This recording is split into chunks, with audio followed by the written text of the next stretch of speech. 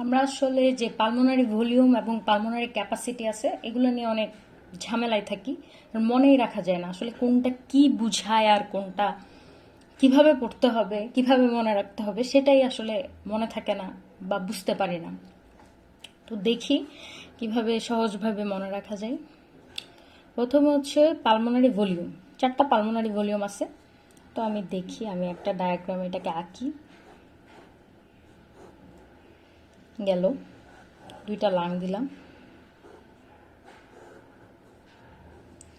তো প্রথমে হচ্ছে যে টাইডাল ভলিউম। টাইডাল ভলিউম হচ্ছে এটা মানে যেই পরিমাণ বাতাস আমাদের এয়ার প্যাসেজে আসা যাওয়া করতেছে, আমরা নর্মাল ব্রিদে নিতে পারতেছি, ইনস্পায়ার আর এক্সপায়ার করতে পারতেছি, সেটাই হচ্ছে টাইডাল ভলিউম।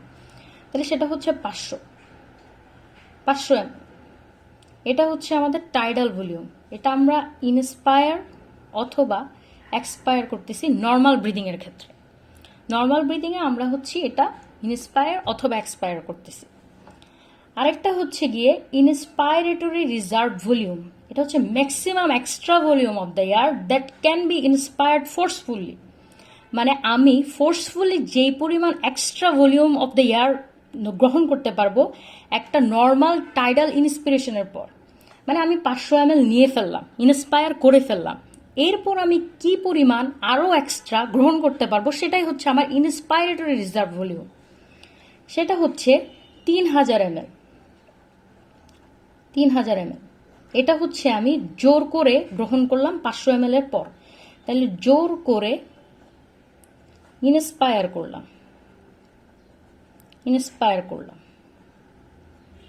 ঠিক আছে, জোর করে ইন্সপায়ার করলাম।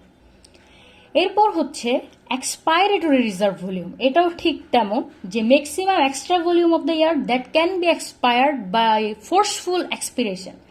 আমি ফোর্সফুল এক্সপিরেশনের মাধ্যমে যেই পরিমাণ extra volume of the air বের করে দিতে পারবো সেটাই হচ্ছে আমার এক্সপাইরেটরি রিজার্ভ ভলিউম। আমি 500 ml নর্মালি বের করতে পারি, কিন্তু আমি আরও জোরে নিঃশ্বাসটা ফেললাম, তাহলে আমি কতটুকু পরিমাণ এক্সট্রা আরও ফেলতে পারবো সেটা হচ্ছে আমার 1100 ml। 1100 ml এটা আমি জোর করে ফেলবো, ঠিক আছে।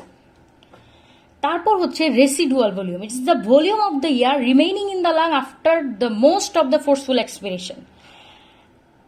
আমি ফোর্সফুল এক্সপিরেশন করে ফেললাম, এই যে আমি 1100 প্লাস 500 বের করে ফেলবো, কিন্তু তারপরে এই 1200 পরিমাণ আমার এখানে থেকেই যাবে।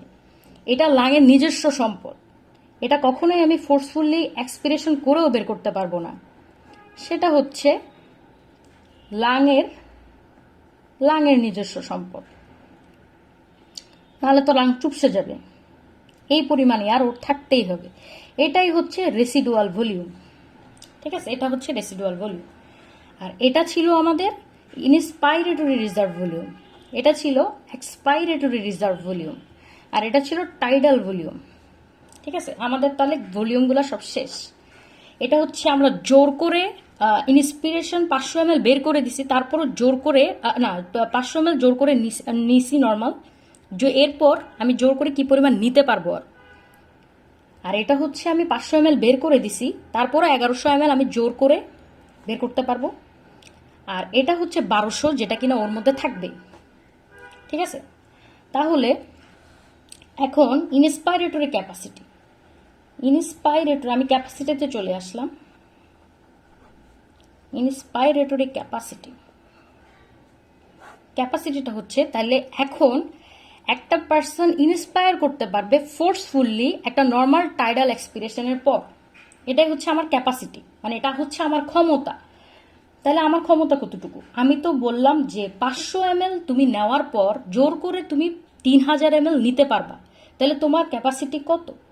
500 তুমি আগে নিলা, এখন জোর করে আরো 3000 ml ইন্সপায়ার করলাম। তাহলে টোটাল তোমার ইন্সপায়ারেটরি ক্যাপাসিটি হচ্ছে এই যে টোটাল টাইডাল ভলিউম, এখানের সেই 500 এবং এখানের সেই ইন্সপাইরেটরি রিজার্ভ ভলিউম যেটা ফোর্সফুলি ইন্সপায়ার করা হয়, ইন্সপাইরেটরি রিজার্ভ ভলিউম ইকুয়াল টু হচ্ছে 3500 ml, ঠিক আছে। এটাই হচ্ছে ইন্সপাইরেটরি ক্যাপাসিটি। এরপর হচ্ছে ফাংশনাল রেসিডুয়াল ক্যাপাসিটি। এটার ডেফিনেশনে বলা আছে যে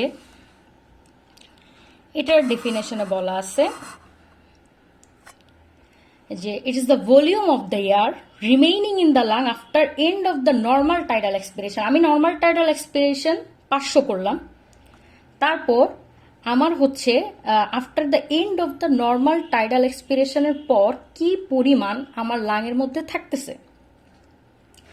আমি 500 এখানের মধ্যে হচ্ছে আমি নর্মাল টাইডাল করলাম, মানে আমি 500 পর্যন্ত বের করলাম, আমি আর ফার্দার কোনো জোর করলাম না।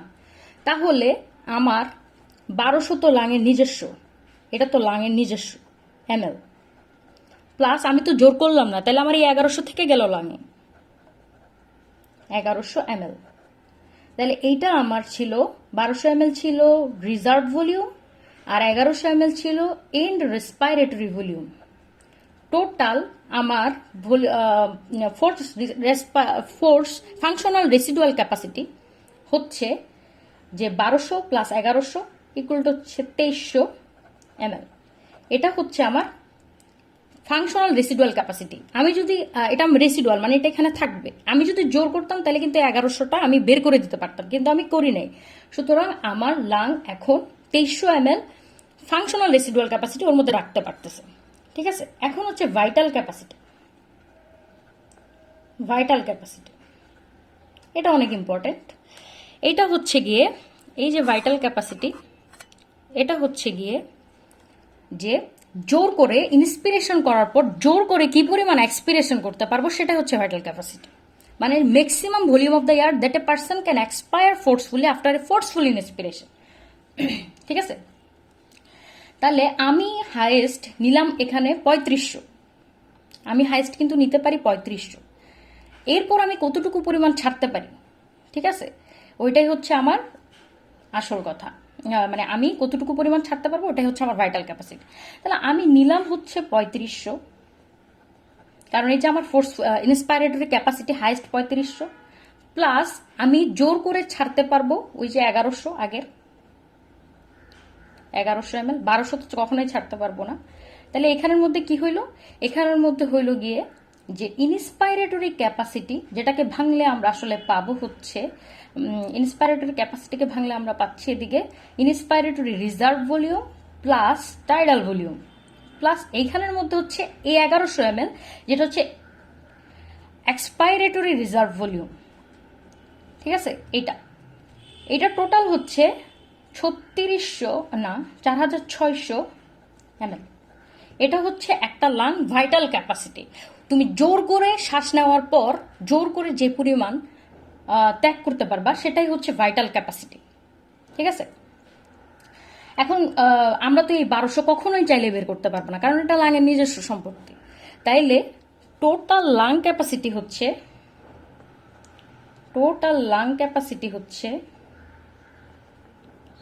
হচ্ছে এই যে এই সবগুলো ভলিউম যোগ করলে যা আসবে, পালমোনারি যা যা ভলিউম আছে সব যোগ করলে যা যা আসবে সেটাই হচ্ছে আমাদের টোটাল লাং ক্যাপাসিটি। এটা লাং টোটাল ধারণ করতে পারে, মানে এটা এমন অবস্থা যে আমি জোর করে শ্বাস নিলাম, জোর করে নিলাম হচ্ছে 1100 এক্সট্রা নিলাম, 500 আমার নর্মাল, আর এদিকে হচ্ছে 1200 আমার তো লাঙে নিজে থেকেই আছে, আর আমি এই যে জোর এটা হচ্ছে এখনো এক্সপায়ার করে নিই 1100, আর জোর করে নিলাম 3000। তাহলে তখন টোটাল একটা লাং কি পরিমাণ বাতাস গ্রহণ করতে পারে সেটা হলো যে আমার সবগুলো ভলিউমের সমন্বয়। প্রথমে হচ্ছে টাইডাল ভলিউম, তারপর হচ্ছে ইন্সপাইরেটরি রিজার্ভ ভলিউম, এক্সপাইরেটরি রিজার্ভ ভলিউম এবং রেসিডুয়াল ভলিউম। এটাকে আমরা আবার অন্যভাবে লিখতে পারি, এই যে কিছুক্ষণ আগে যে ভাইটাল ক্যাপাসিটি পড়লাম প্লাস রেসিডুয়াল ভলিউম। কেন ভাইটাল ক্যাপাসিটি?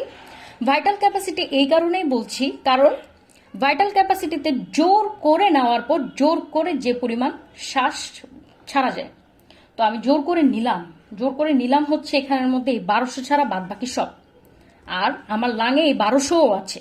তাহলে টোটাল ক্যাপাসিটি আসলে এই 1200 প্লাস আগের 3টা, টোটাল আমার 5800 ml। ধন্যবাদ।